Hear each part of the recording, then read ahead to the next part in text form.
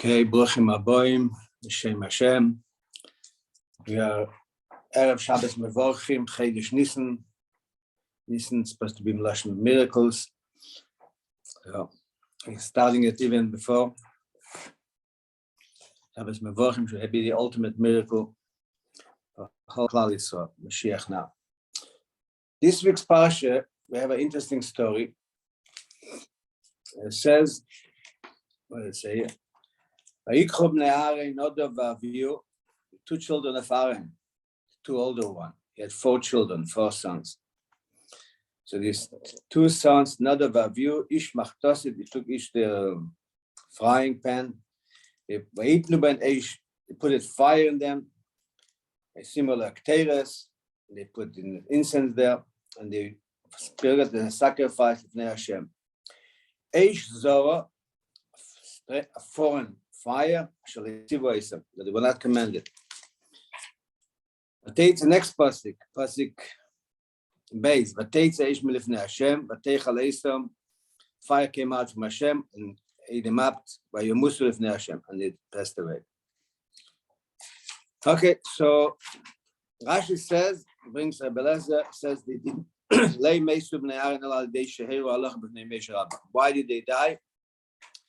Because they passed into halacha in front of Moshe. What's the halacha? The fact that they took the kteres, they were not told to do that. And they took it, they made on, said Moshe was commanded to do that, and they decided by themselves that they also have to do it without consulting with Moshe Rabbeinu. That's one opinion. Second opinion,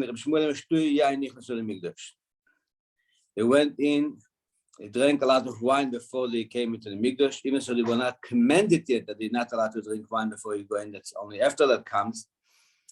But still wrong to come in after drinking wine. Maybe it was right after Purim also, because we're talking about the Nissen, so they were still taking wine from, I'm just joking a little bit. And therefore, Rashi brings right after that, the Rebbe is giving a warning that you're not going to the Mikdash to Yayin. Okay, so Moshe Rabbeinu tells the Aaron came, he tells them that I knew that Hashem will sanctify his name with one of the biggest tzaddikim of the generation, B'krei Kodesh. I thought it would be either me or you, that one of us will die in order to sanctify them. But that's interesting. Why that's the reason to sanctify Hashem's name, that one of the. So Rashi said, if Hashem takes so strict with punishes the tzaddikim, for sure there's somebody that is less than that. Okay. It also needs explanation. So I'm not sure we'll get that. Maybe tzaddikim, HaKadosh Baruch Hu medag the kichut hasayra. Tzaddikim, HaKadosh Baruch Hu is very strict, very makpid. But a simple people, maybe it's not so makpid. How come that's what he's saying? So now I see, Rashi said, I see Shem daily menu mimcha. They are greater than me and you. See that they are greater than me and you. That's a funny thing to say. I mean, by the end of the day, they said nobody was like Moshe Rabbeinu. In a certain way, Aaron Cain was like Moshe Rabbeinu, but Moshe Rabbeinu was surely bigger. He said that they are bigger than us. Okay, so the whole idea of Friday has to be this painful idea, and what is it saying? So let's first ask ourselves a question. Why did they do that? What made them do it? Was it them? Especially the thing that they were in a certain aspect, for sure at least, it says clearly they were bigger than Moshe and Aaron. Well, that's an interesting thing, that even though, as I said, Moshe and Aaron are the greatest people, Moshe for sure, still there's something in them that they're a mile over them. So why did they do such a thing? Now, the Erech Chaim HaKodesh said that what did they die from? They died from Kleis HaNefesh. They went into the, they had an excitement and an appreciation of the revelation of godliness, and that brought them to going deeper. And they learned that means shtuye yain, wine, drinking from idea of bina on the appreciation of godliness. And therefore they went in and they went into such a level, they had Kleis and Nefesh.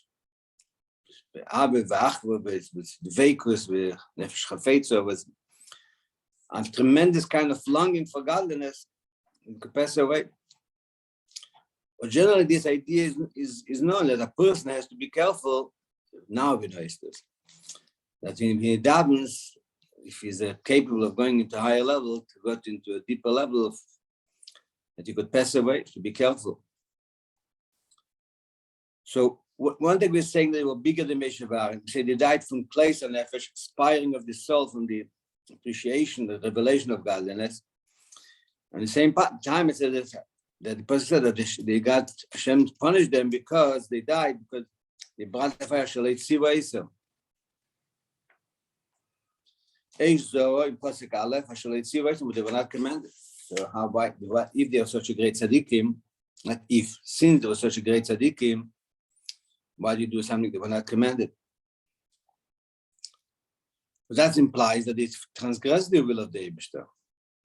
So either we're saying they have Kleis and Nefesh, Kleis and Nefesh are completely bottled to the Eibishter, and then we say that they did something that Hashem did not command, seemingly that they transgressed the orders of the Eibishter. How could be a person in such a high level of nullification and connection and completely nullified to the Eibishter and doing something against the will of Hashem?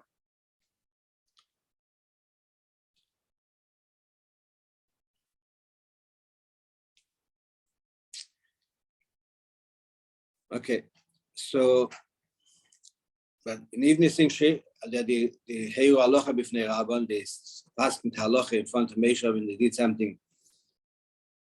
So how come they did that? What brought them to do that? So you have to understand what is the Shtuye Yain Nichnasu and Heyu Halacha b'fnei Rabban. Because of that, right? What we're saying, especially Shtuye Yain according to Rachaim, means that they had a love and they Kleis and Nefesh, a tremendous love for the Eibishter. So why did they have to die for that?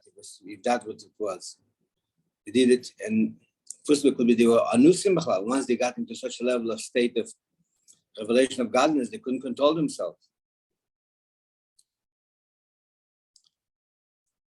And the idea that they passed the law in front of the Meshav, also they said, understood how that happened. So what we have to understand that there must be an advantage in the idea of Shtuye Yain, in the drinking the wine, and there's a cheson in that. Sometimes a cheson in that. That's a mile. What is standing behind that disadvantage that the passing the halacha in front of Meshav with the action, what we said, that with the blood, the kteres, without Meshav telling them, they didn't consult with him. They passed it and not only said a psak for the Meshav, they did something, an action in halacha. So the introduction to that, we have to understand it's an interesting idea. It says in Shemini we say in the Elkanitzer, "Nafshi ke'ofer lakel tiyeh." My soul should be like dust in front of everybody, and only then continues in it. Sach libi b'seirosecha. Open my heart in your Torah. It means that the introduction of opening up my heart in Torah has to be nafshi ke'ofer lakel tiyeh. What kind of advantages in being like dust to everybody? You become a shmate. You're walking around completely like you're dust. Imagine you feel like dust in front of everybody. So you have no backbone, no proudness, become depressed also. And that's a condition. How could that be a condition if you're a shmate? So it's even disturbing your learning. So you told me what we have to understand how there could be v'nafshikov for being a shmat if that's a negative idea. And there could be a v'nafshikov for that is an advantage, but not when it's an advantage. It's an absolute condition in the idea of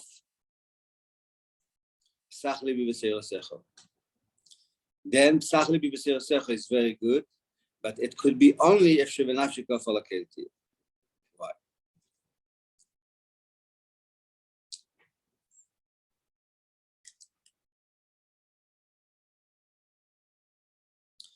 Now, when we're looking at the idea of learning Torah,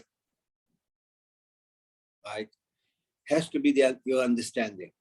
Has to be, and you have to understand the 100%. You cannot just fool yourself. I believe the Gemara, I believe the Chumash, I believe the Medrash, and I just make a little bit of sense of that, and then it's fine. No, you have to really understand 100% to your ability. That means you're coming in with your logic. I'm a Metzias, and I have to understand it 100%. As long as I don't understand, I have to toil till I understand it. That means the absolute opposite of bittul. If you're talking about doing a mitzvah, then it's to be Kabbalah Sel. Rabbi said you're doing it. Understand it, don't understand, doesn't make a difference.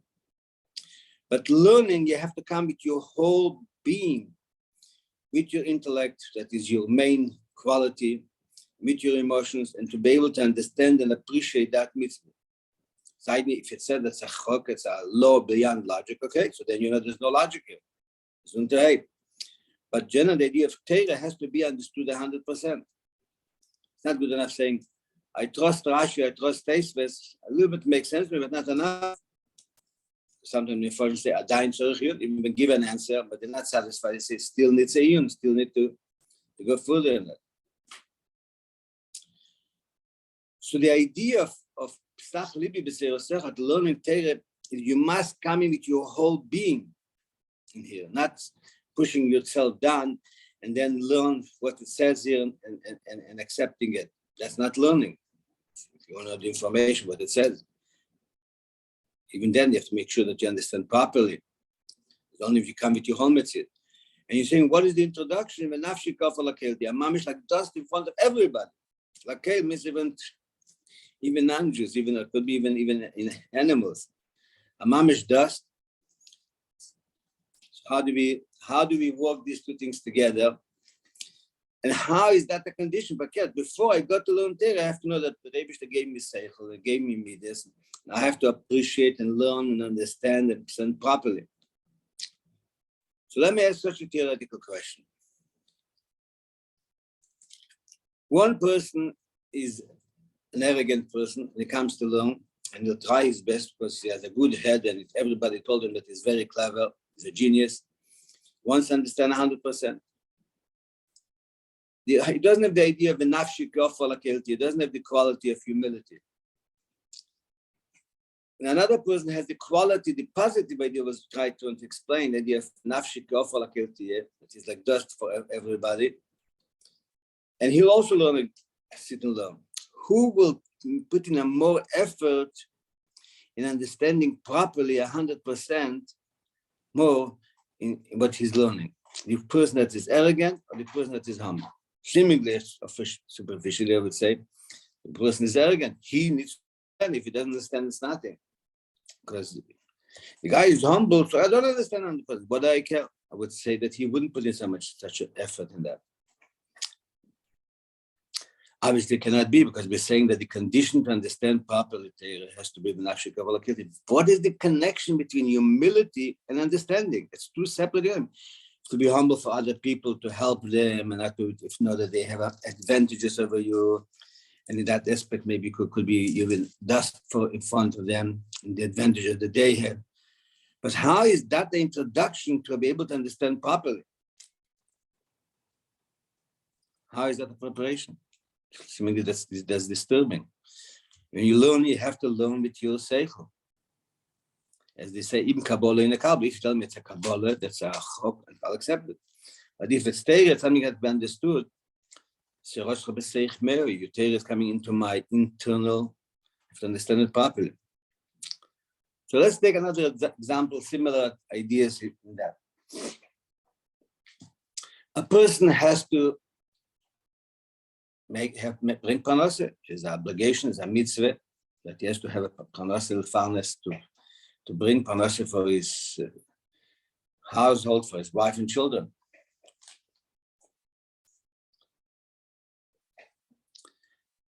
Or we're talking about a personal thing, a person has to protect himself, or as in a country, especially I'm talking about the soul, they must do natural, they must do a self-defense. So now how do I approach the idea of Parnassah? And we're saying that the Rebbe gives a Parnassah, it's completely from the Rebbe. So something since it's the Rebbe, so I will sit and learn and down the whole day. Maybe I'll work for half an hour a day, an hour a day. The Rebbe is giving Parnassah anyway, so what's the difference?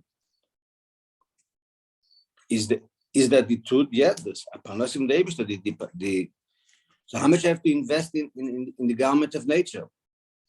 In other words, even when I do business, I'll make a thing, yes, no, right, left. The Rebbe, if you want to give me Parnassah, give me Parnassah. Is that the right approach? Or no, you have to make a proper garment, right? In order for the Parnassah, in Derech HaTeva should be a keli, it should be a good vessel. I think, as I mentioned before, once that the Rabbi told somebody who was learning 5 hours a day and putting into the business maybe 4 or 5 hours a day, and said the business is not working. The Rabbi said you have to take off time from your learning. It's your obligation to do a proper keli for Parnassah.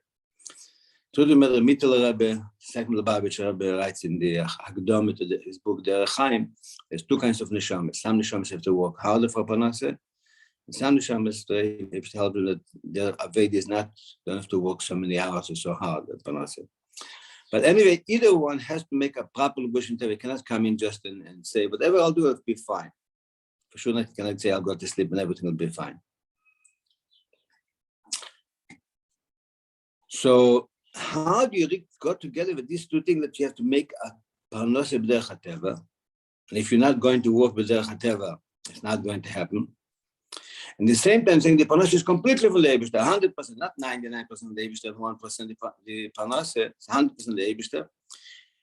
But when you're making the keli of Parnassah, you have to make it 50% or 99%, or you must make to the best of your ability, means your ability, 100% of your ability, a keli for Parnassah. So I'll give you an example of 4 categories of people. And that, again, I'm saying this from Parnassah or even for the state of Eretz Yisrael, so maybe it applies to everybody, that they have to defend themselves, especially for the Eretz Yisrael. So there's 4 kinds of different people. One person, saying, let's call it Sal from Libade, is an atheist. If you want, so you ask him, what kind of army does Israel need to have? So it mustn't be the best army in the world, because we are surrounded with 70 wolves, all these people who want to swallow us up. And therefore, we cannot rely on anything else. Doesn't believe in anything, any higher powers. We have to have the best army in the world. We say the best, whatever we can in Derech HaTeva. That's one category of people. Another category of people, I need both of them. You need good army and you need trust the Eibishter. Why? Because the Eibishter helps whoever helps himself. So if you tell him the Eibishter is doing it completely, yes, they're doing, but you have to do it also. It's about partnership. Why? Because that's what the Eibishter wants. That's the second category of people. I would say that most people probably fall into that category. A third category, no, as the Eibishter, and we have to do nothing. We just have to sit and learn and daven. We don't need an army. We don't need to spend billions and trillions of dollars on the best equipment and invent all the time new equipment. We just have to sit and the Eibishter will protect us. That's the third category. Officially, this would be called the best, the highest level of Yiddishkeit.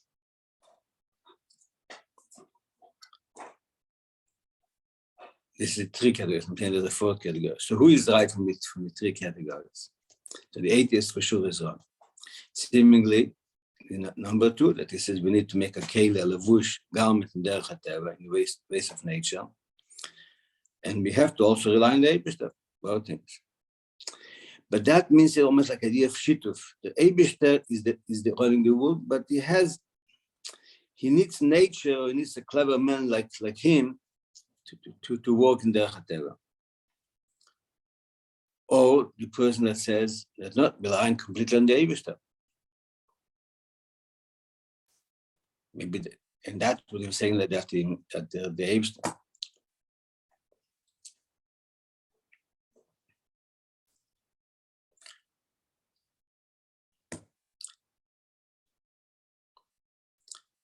So the truth of the matter that practically you could say that the number 2 is right, but in a deeper level, no.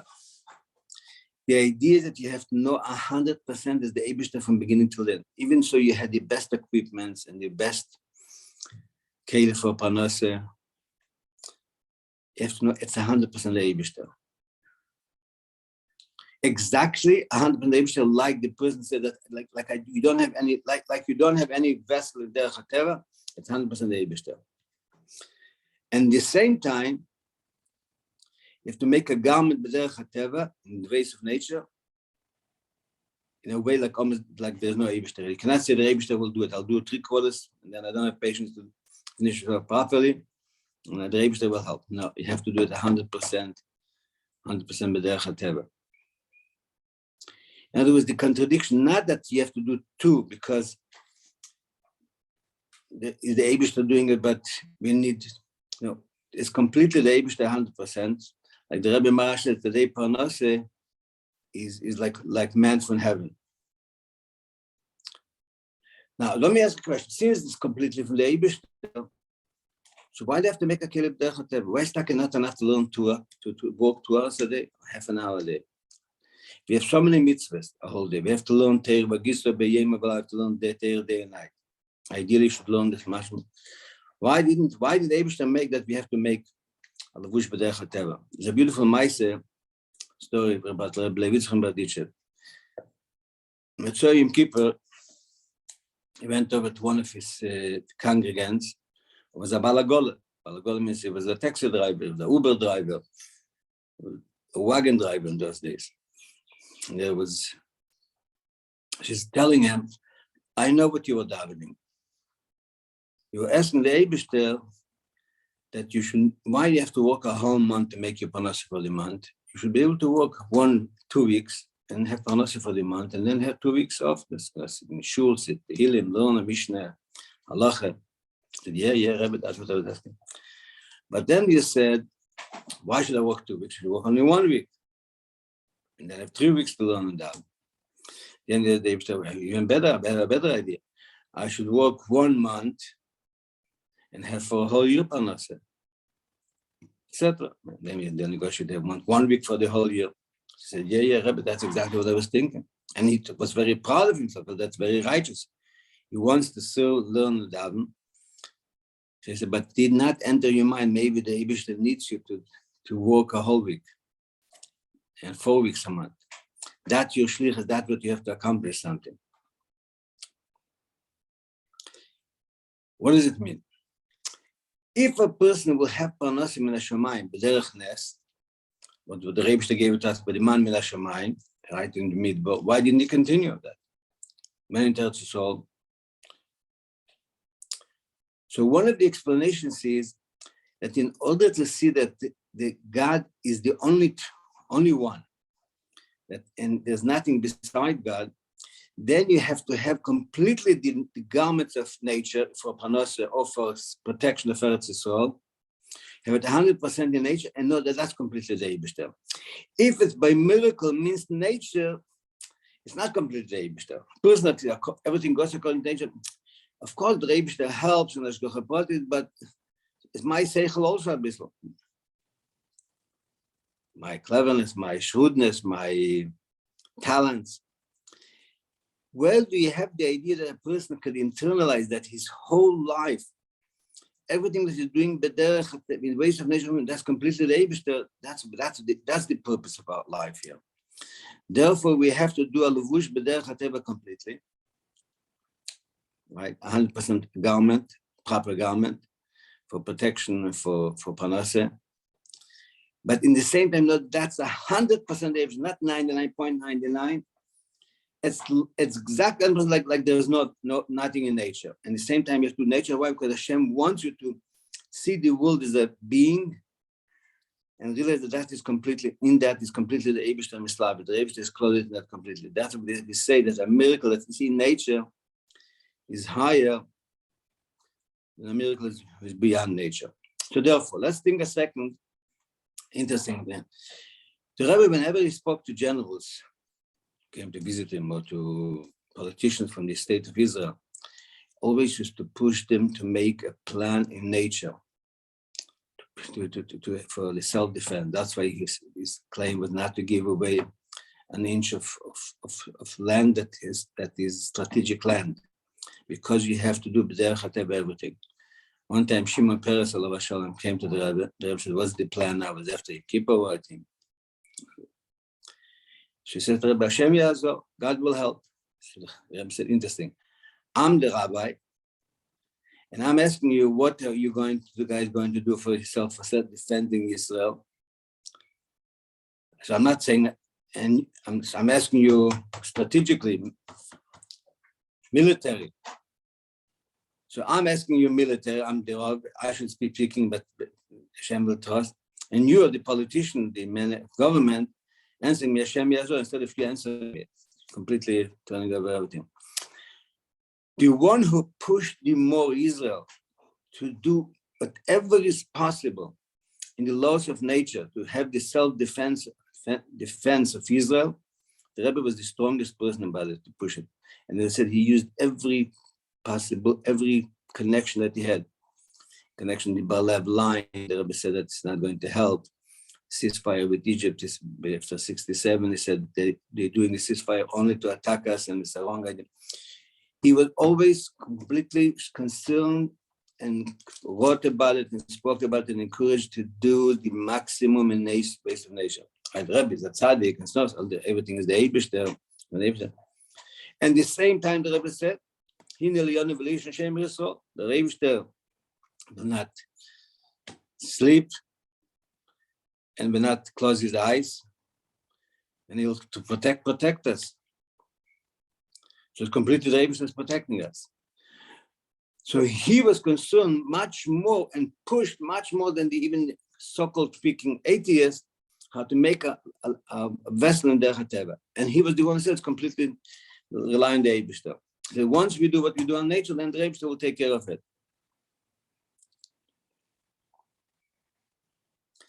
So that means that the one who is really completely trusting the Eibush, he pushes more to be correct in the laws of nature. Why? Because the guy is an atheist pushing because that he understands he has to do that. So it's limited how much he feels he has to do, how much he understands. But when somebody comes as from Eibishter's point of view, the Eibishter is telling you to do the maximum Derech HaTeva, so you do his absolute maximum because this is a command, and it's understood also from the Eibishter that he should do it to the best of his ability. So he will do the best.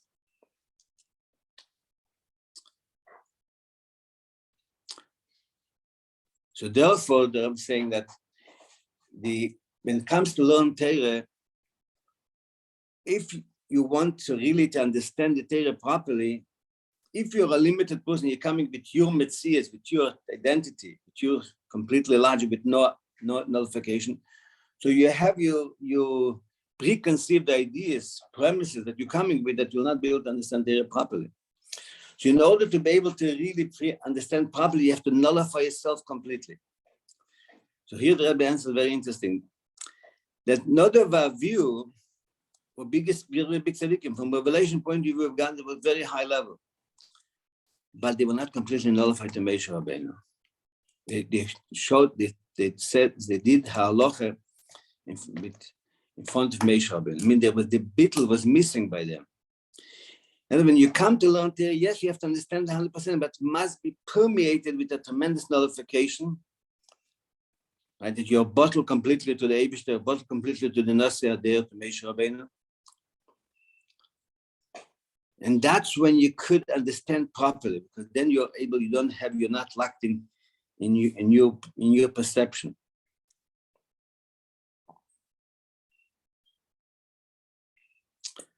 So in conclusion, what we're saying is that yes, there was tremendous revelation of godliness. Shtuye yain means, as the Erachaim said, they drank wine in a spiritual level. They drank wine physically also, but that was connected very much in a spiritual level of complete understanding.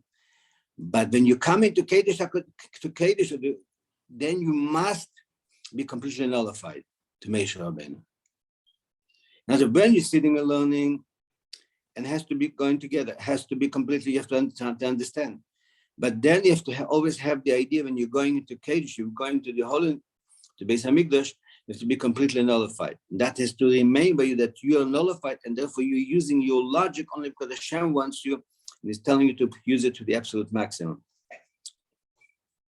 But then at the same time, if the way of Parnas is something against Torah mitzvahs, cannot be.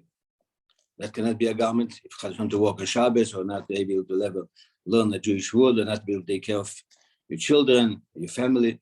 No, that cannot be like that, because it's completely from the Eibush, and then he wants you to make a vessel, a proper vessel, in the laws of nature, what you could do, but under the conditions of Torah mitzvahs. So we made it, the lesson from that is that, yes, we needed the idea, the ultimate idea of complete appreciation and revelation of godliness. But shtu yai means havana v'asog, understanding of Torah, but has to be a complete bittul. And with that, then you could understand what Torah is, what Torah is saying.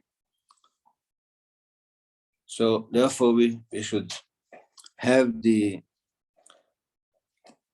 learning from the children of Aaron to be completely bottled. And then when you go into the highest level, you never lose yourself, because you're completely bottled. What does the Eibusha want from you now? You'll never forget about it. No matter how strong you desire, but when you're really based on complete nullification, be able to do what the Eibusha wants.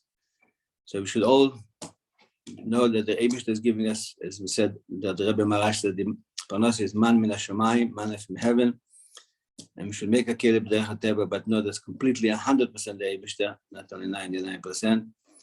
And as the Rabbi said, that the Jewish people had eir b'mishveisam, they had light, they had richness and goodness at the end before they came out from Mitzrayim, that we also, if Chaz v'Shalom, Mashiach is not coming this moment, we should have all the good begashmos of Baruchnis, and as a achana to Mashiach, should be Mashiach now mamish. A good Shabbos, a good Shabbos mevorchim, Chedesh Nissen. Nissen is nun, has two nun, Nisim, Benisan Nigalu, Benisan Asidim Nigol. The month of Nisan we came out from Mitzrayim. The month of Nisan will be redeemed, but it could happen a few days before. A good Shabbos and call to